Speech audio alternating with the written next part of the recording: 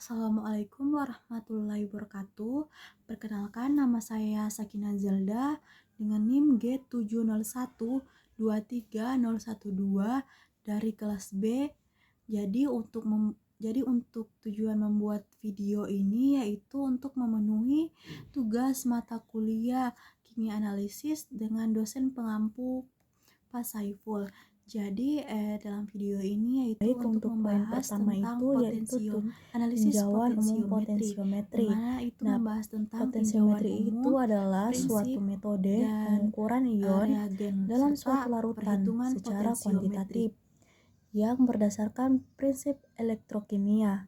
Metode potensiometri digunakan untuk mengukur potensial sel, pH, dan menentukan konsentrasi ion logam dan non-logam dalam suatu larutan elektrolit.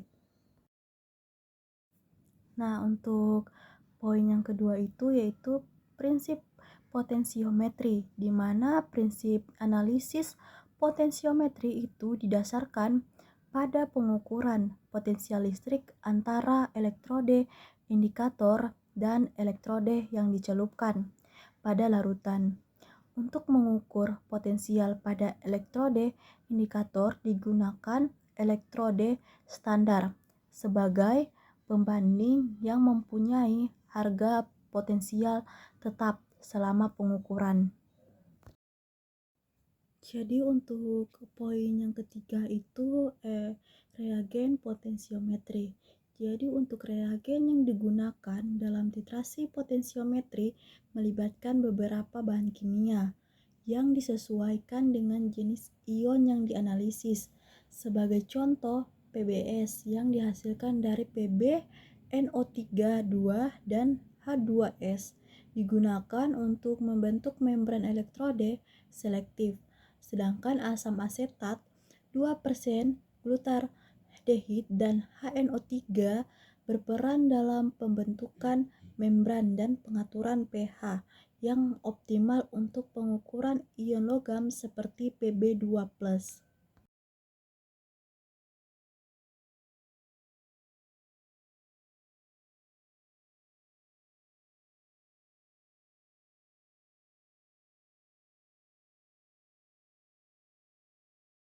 Baik, untuk contoh soal titrasi potensiometri itu diketahui analisis senyawa BFeCl2 itu dengan berat sampel 150 mg.